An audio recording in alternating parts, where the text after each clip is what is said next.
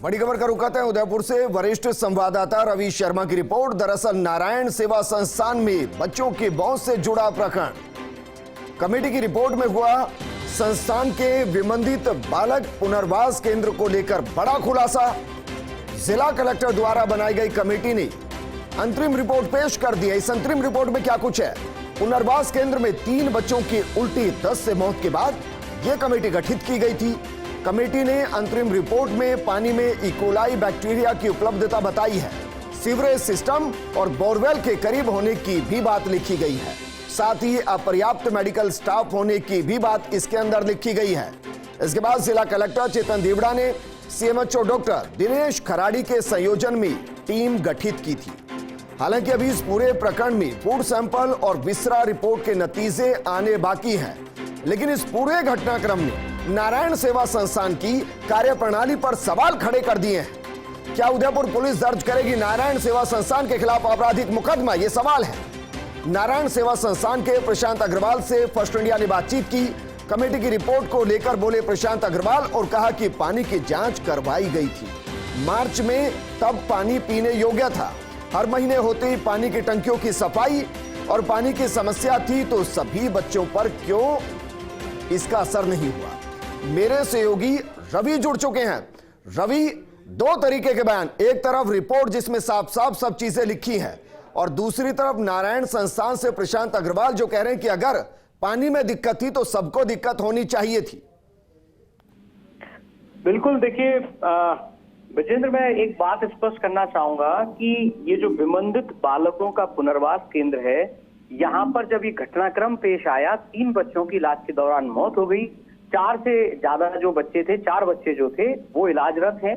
तो ऐसे में जब टीम मेडिकल की टीम वहां पहुंची, जो जिला कलेक्टर के निर्देश के बाद एक कमेटी गठित हुई थी सीएमएचओ डॉक्टर दिनेश खराड़ी के संयोजन में।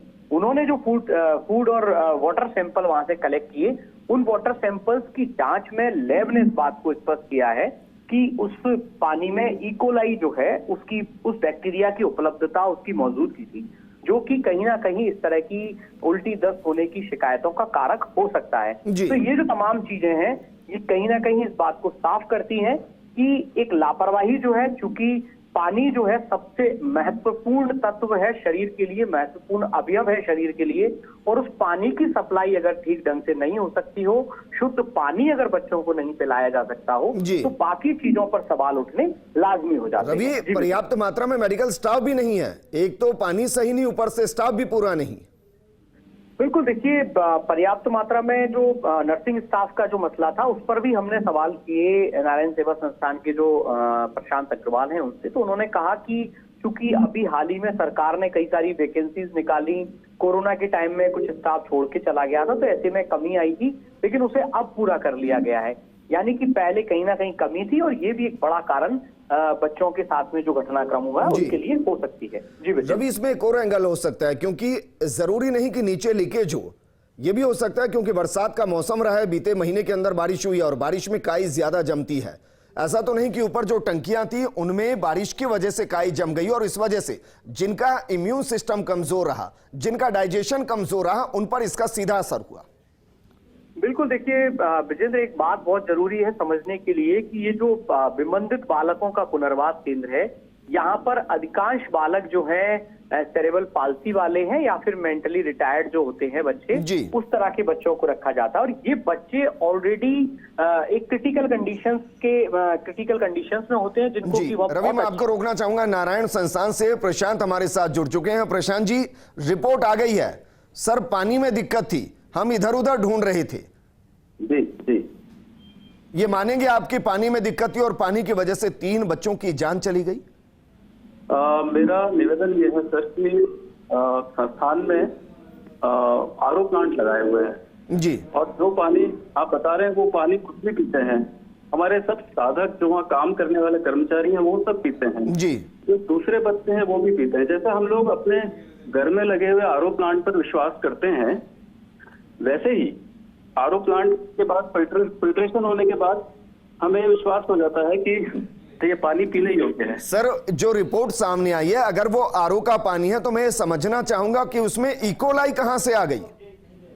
सर ये मेरे लिए भी एक बड़ा प्रश्न है कि जब आरओ फिल्टर से फिल्टर होके पानी सभी लोगों के पास जा रहा है, वहाँ 300 लोग पानी पी रहे हैं जी 300 लोग पानी पी रहे हैं। मैं, मेरे साधक, मेरा परिवार जब भी वहाँ जाता है तो वह वही पानी पीता है। जी।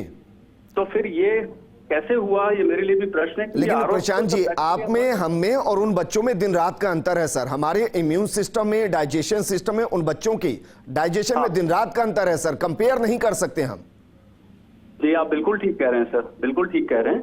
ये मेरे लिए भी एक आश्चर्य का विषय है कि ये अगर ये रिपोर्ट में इकोलाई आया है और ये बैक्टीरिया हार्मफुल है, तो हम इसका उपाय ये करेंगे कि ऐसा नहीं हो आगे। ये हमारी जानकारी में नहीं था सर। सर कितने दिन में पानी की टेस्टिंग होती है? पानी की टेस्टिंग सर 6 महीने पहले मार्च में हुई थी सर जी। तो उसमें पोर्टेबल पानी आया था सर, और हर महीने पानी की टंकी की सफाई होती है और आरओ प्लांट चेक होते हैं। तो ऐसा कभी विदित नहीं हुआ कि ऐसा कुछ संभावना बनती सर है। रिपोर्ट में तो यह भी आया कि नीचे जो पानी की सप्लाई है उसके साथ सीवरेज की भी सप्लाई है। नहीं सर, सीवरेज का जो टैंक है वो 5 से 7 फीट होता है, और जो पानी की सप्लाई का जो ट्यूबवेल है वो तकरीबन 350 फीट होता है, और उसमें 30 फीट 35 फीट केसिंग जाती है। आप और हम जानते हैं बोरवेल में केसिंग जाती है और उसके बाद ही वो पानी नीचे से ऊपर खींचता है। तो अगर ऐसा कुछ है सर, तो हम पूरी कार्रवाई इस प्रकार से करेंगे कि कहीं भी कोई भी पानी का एक दूसरे से जुड़ाव न हो। जी प्रशांत जी, क्योंकि ऐसे बच्चे जिनको केयर की सबसे ज्यादा जरूरत होती है सर, अगर उनके मामले में भी स्टाफ पूरा ना हो फिर क्या कहेंगे सर? सर अभी मैं बताना चाहूंगा सर कि जो कोविड हेल्थ असिस्टेंट की एक नौकरी निकली थी सर सरकारी, उसके तहत हमारे पास काफी अच्छी संख्या में स्टाफ था, लेकिन सभी हॉस्पिटल्स में से वो स्टाफ छोड़कर जाने लगा, तो स्टाफ एकदम कम हो गया सब जगह से। जी। तो ये समस्या हमें भी काफी फेस करनी पड़ी स्टाफ के कम होने की। जी प्रशांत जी, जब पिछली बार आप मेरे साथ जुड़े थे तब भी मैंने यही सवाल किया था और अब भी मैं यही सवाल कर रहा हूं, इन 3 बच्चों की मौत का जिम्मेदार कौन है सर? सर ये वास्तव में बहुत दुख का विषय है। हमारे बच्चे, ऐसे बच्चे जिनको माता पिता बाहर छोड़कर चले गए सर, गेट के बाहर, जिन्हें हमने अंदर लिया और उन्हें पूरा प्यार, स्नेह और आत्मीयता से हमारे बच्चों की तरह उनकी सेवा कर रहे थे सर। ये हमारे लिए, क्योंकि हम गार्जियन हैं, इसलिए हमारे लिए बहुत दुख का विषय है। हमारे 3 बच्चे जो सर, इसलिए मैं सवाल कर रहा हूं क्योंकि नारायण सेवा संस्थान का नाम आते ही विश्वास सामने आता है, और वहां बच्चों की ऐसे मौत होगी तो अंदर से दिल घुटता है। जो रिपोर्ट तैयार हुई है सर, जो रिपोर्ट तैयार हुई है, उसके बाद मैं नारायण सेवा संस्थान में किस तरीके के बदलाव की उम्मीद कर सकता हूं? सर हमने अभी जितने भी पानी के टैंक हैं सब साफ करा दिए हैं, उसमें क्लोरीन डोज डलवा दी है। हमने जो जो एहतियात हम कर सकते थे वो सब हमने करने की कोशिश की है। हमने अभी जो बच्चों की जो जैसे नर्सिंग स्टाफ है वो पूरा रख दिया है। मतलब अभी ऐसा सर, अभी बहुत बदलाव है अभी और पहले में। हमने वो सब कोशिश की है, क्योंकि हम लोग भी सर 5 दिन से 5 रात से सो नहीं पाए हैं। बहुत कष्टप्रद बीते हैं, क्योंकि सभी लोग दुखी हैं। जो उनके साथ केयर टेकर हैं सर, वो उनका हर 5 घंटे में लेटरिन बाथरूम साफ करते हैं, उनके डायपर बदलते हैं, उनका रो रो कर बुरा हाल है सर, जो उनके साथ अटैच हो गए थे। और प्रशांत जी, एक और चीज मैं चाहूंगा, अगर ये इनिशिएटिव होगा तो वाकई में बेहतर होगा कि आप खुद या नारायण सेवा संस्थान कलेक्टर साहब को कहे कि हम तैयार हैं, सीएमएचओ अपने तरीके से एक टीम बनाए और हर महीने रैंडमली जब मन करे वो नारायण सेवा संस्थान में आकर जांच करे हर चीजों की। उनके लिए दरवाजे हमेशा खुले और उनकी रिपोर्ट में जो जो कमियां हर महीने आएगी उसको पूरा करने की जिम्मेदारी नारायण सेवा संस्थान लेगा। आप बिल्कुल ठीक कह रहे हैं सर।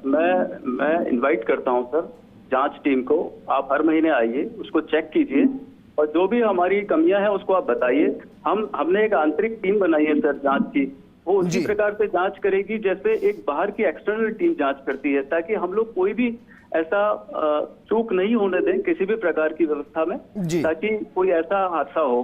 तो हम लोग पूरी शिद्दत से लगे हैं और आपकी बात बिल्कुल सही है सर, जांच होती है तो उससे बड़े अच्छे परिणाम मिलते हैं। और सर मैं इसलिए कह रहा हूं क्योंकि उद्देश्य आपका भी गलत नहीं और उद्देश्य हमारा भी गलत नहीं। हम चाहते हैं कि आगे से इस तरीके की खबर ना हो। एक और चीज सर, आपने जाहिर है कोई एक कंपनी को इसके लिए हायर किया होगा जो टंकियों की सफाई करते होंगे, जो आरओ को मेंटेन करते होंगे, उसके पीएच को मेंटेन करते होंगे, उसके फिल्टर्स को साफ करते होंगे या रिप्लेस करते होंगे। ये तो होता होगा सर। सर हमारे पास इन हाउस टीम है, हमारे पास इन हाउस टीम है जो इनकी लॉगबुक बनी हुई है सर। जितने भी आरओ हैं उनकी लॉगबुक बनी है, उसमें हर महीने हर 15 दिन में उसके आरओ प्लांट के बाहर एक चार्ट लगा हुआ है सर। उस चार्ट में डेट लगा हुआ है, किस डेट को आरओ प्लांट चेक किया गया, उसकी मेम्ब्रेन की हेल्थ क्या थी, उसके कार्बन की हेल्थ क्या थी, उसके जितने भी अंदर सर उपकरण है उनकी हेल्थ की स्थिति क्या है, वो चेक होता है सर जी। क्योंकि आरओ प्लांट लगाने का तात्पर्य ये होता है कि अगर उसको प्रॉपर मेंटेन नहीं किया गया, उसको प्रॉपर चेक नहीं किया गया तो फिर वो आरओ प्लांट का उपयोग नहीं है जी। तो वो हमारे पास लॉग शीट है सर और पूरा ध्यान रखा जाता है जी। सर। लेकिन फिर भी ऐसा कुछ हुआ है तो अगर इस अंतरिम रिपोर्ट के आधार पर नारायण सेवा संस्थान पर कोई कार्रवाई होती है तो सहर्ष उसको स्वीकार करेंगे सर? सर देखिए, संस्थान ने बहुत ध्यान रखा है इन बच्चों का जो माता पिता छोड़ के चले गए हैं, जो बेड रिडन बच्चे हैं, जो करवट नहीं ले पाते सर, और पूरी जिंदगी उनकी बेड से ही सेवा करनी होती है, जो जिनका डायपर बदलना होता है हर 3-4 घंटे में, उनको गोद में बिठाकर भोजन कराया जाता है, उनको पानी पिलाया जाता है, उनको धूप में ले जाया जाता है। उन बच्चों की सेवा करना हमारा परम धर्म है सर, परम कर्तव्य है और हम जिंदगी भर करते रहेंगे। लेकिन मेरी प्रार्थना यह है सर कि सबसे अहम बात है कि आपकी सोच बड़ी सेवाभावी होनी चाहिए, तभी ये इस क्षेत्र में आना चाहिए किसी को। नहीं, नारायण सेवा संस्थान पर सवाल नहीं है सर, वहां चंद ऐसे लापरवाह हो सकते हैं जो नौकरी समझते हो, सेवा को नौकरी समझते हो और उनकी लापरवाही से हुआ हो। जी सर, हम बहुत ज्यादा ध्यान रखेंगे। अब हमारी मुस्तैदी काफी ज्यादा बढ़ गई है। हम एक एक चीज को इस प्रकार से देख रहे हैं कि ऐसा हादसा पुनः न हो, किसी बच्चे के साथ ऐसा हादसा न हो, हमारे बच्चे हमारे हाथों से चले न जाएं, इसका हम पूरा ध्यान देने की कोशिश कर रहे हैं सर। प्रशांत जी बहुत शुक्रिया हमारे साथ जुड़ने के लिए। हम भी यही उम्मीद करते हैं कि नारायण